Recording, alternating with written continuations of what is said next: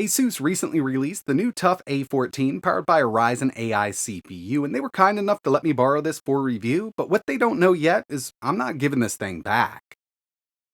What's going on, everybody? It's ETAPRIME back here again. Today we're going to be taking a look at the all-new TUF Gaming A14, and this is coming in as the first 14-inch form factor for their TUF brand, and in fact, it's actually their lightest TUF notebook to date, only coming in at 3.2 pounds. And if you take a look on their website, you'll notice they have two SKUs. One is going to be powered by the AMD Ryzen 7 8845HS, which is still a great performer, but this one is coming in with AMD's latest Ryzen AI 9 HX 370. So this is based on Zen 5, and we've got 12 cores and 24 threads in this small form factor unit.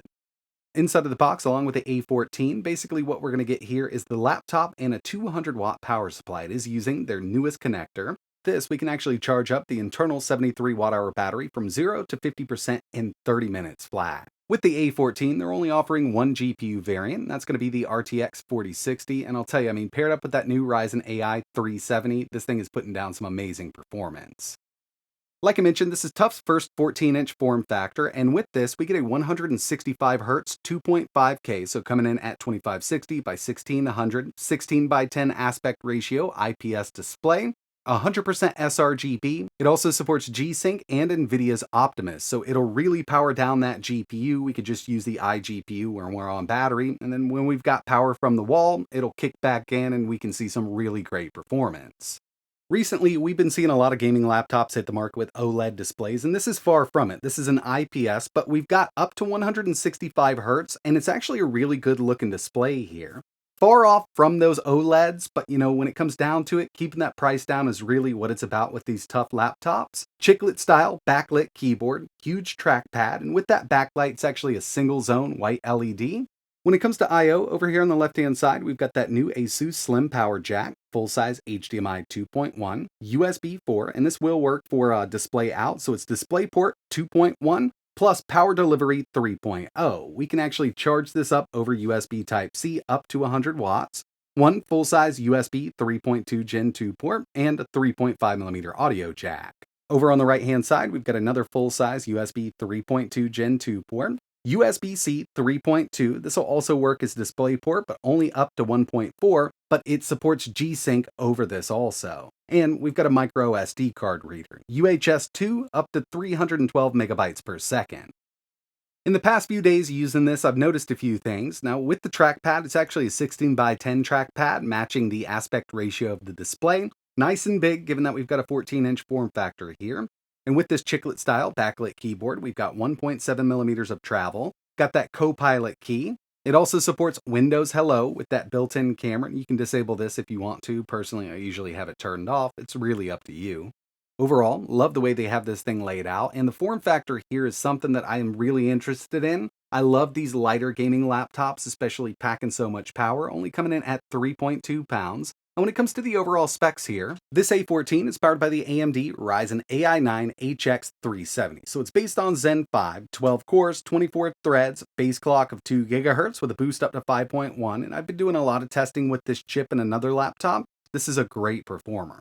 This has 16 gigabytes of onboard LPDDR5X running at 7500 MHz, an Nvidia GeForce RTX 4060 with 8 gigs of GDDR6 VRAM, and with their performance boost enabled, this can reach around 100 watts. A 1TB M.2 PCIe 4.0 NVMe SSD, 165Hz 14-inch 2.5K display with G-Sync, Wi-Fi 6E, Bluetooth 5.3, dual stereo speakers with Dolby Atmos, and a 73 watt-hour battery.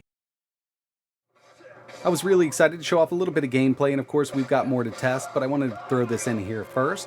2560 by 1600, very high settings. DLSS is set to quality, and we are using Nvidia's FrameGen technology. We can enable this directly from the settings in the game, seeing an average of around 96 FPS, and given that we've got this G-Sync display here, it is super smooth on this 14-inch. I wanted to move in a bit closer to show you what we've got here with Armory Create, because this is where our performance tuning is going to happen. Just like most of the other systems, we've got the Windows, Silent, Performance, and Turbo. Turbo is where we're going to get some awesome performance, but we've also got a manual mode here, CPU, up to 80 watts on this thing. So yeah, I mean, with this Ryzen AI 9, up to 80 watts on that TDP. We can adjust the fan curve here.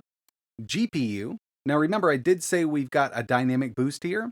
So our TGP, right down here, we can go to 55 watts, 60, 65, 70, 75, and then we can add in that dynamic boost, bringing it up to around 100 watts. We've also got a base clock offset plus 200 megahertz, memory clock offset plus 300 megahertz. And yeah, I mean, this thing does really perform great, but for the most part, I've been in turbo mode. They seem to really have a nice little profile here, and it's been able to run everything that I've needed it to. Another new feature that I've seen here with some new Armory Create updates is from our device, Resource Monitor. And this will come in really handy for people that just don't want to set up a on-screen OSD or a real-time monitor. We can enable it right here. It's fully customizable.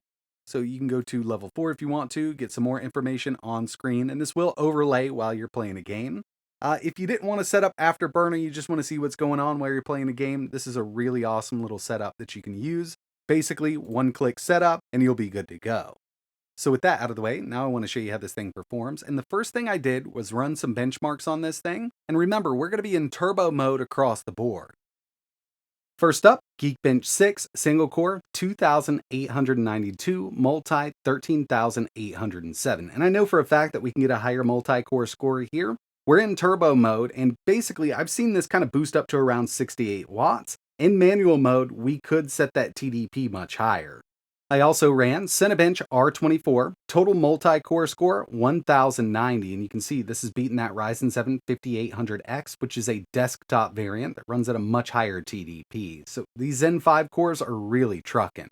Moving over to some GPU benchmarks, we've got 3D Mark Steel Nomad 2388, and finally, pretty impressive Time Spy coming in at 10,518. This is about what I was expecting in turbo mode from this little setup, and with that dynamic boost on that RTX 4060, I mean, this is a real gaming powerhouse.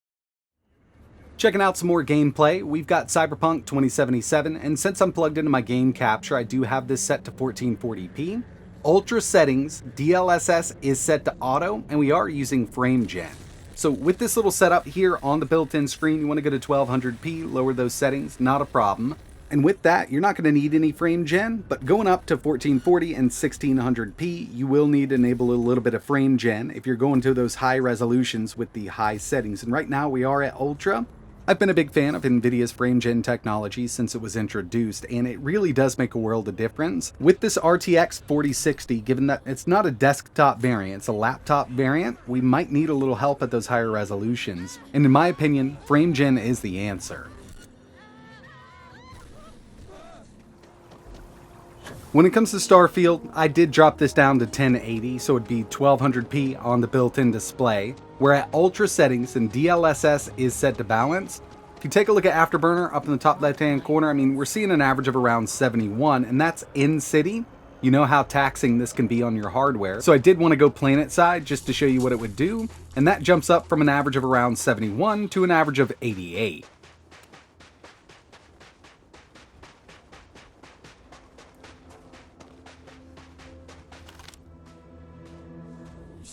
Here's Overwatch 2, 1440p, ultra settings, 100% resolution scale, and I knew we weren't going to have an issue with this one. We could definitely set this up to run at a constant 165 Hz, tweaking some of those settings there so it would match that built-in screen's display and look really good.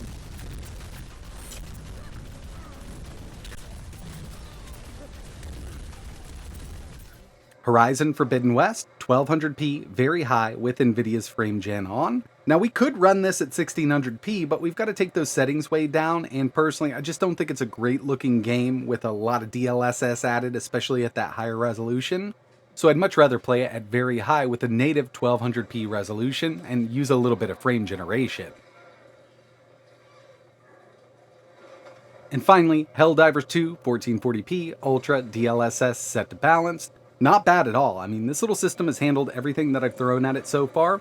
Of course, you may need to add in a little bit of resolution scaling just to get it up there at those higher resolutions, but one thing that a lot of people want to know about their laptop is battery life. And gaming on the RTX 4060 on battery, you're not going to get much life out of it, but keep in mind, this is powered by the new AMD Ryzen Ai 9 HX 970, and with this, we actually have those Radeon 890M graphics. And through my testing so far on this 890M iGPU, it performs great at those lower settings, even at 1080p. So I wanted to see what kind of battery life we could expect out of this on the iGPU. Here's Hades 2, 60 FPS, 1080p, high settings, screen brightness is set to 50%, and I'm in silent mode from Armory Create.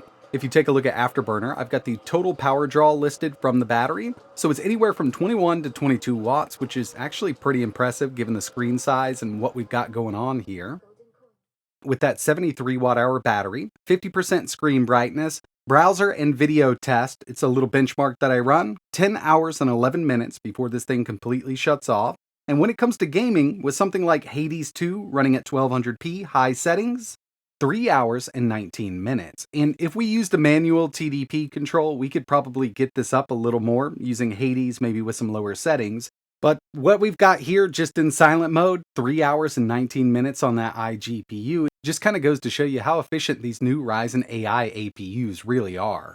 So overall, I really do like the new TUF A14, and like I mentioned at the beginning of the video, they're going to have a hard time getting this back from me. This is something that I could definitely use every single day. Great battery life due to that new Ryzen AI chip. If there's one thing that I'd change here, it would be just adding a little more brightness to this IPS display. But then again, I have been taking a look at a lot of OLED devices recently, and those can get super bright, very vivid colors. So it could just be me, but it would be nice if I could get just a bit more brightness out of this screen. So yeah, really liking the new A14, and if you're interested in learning a little more, I'll leave some links down below, but if there's anything else you want to see running on this laptop, just let me know in the comments. Like always, thanks for watching.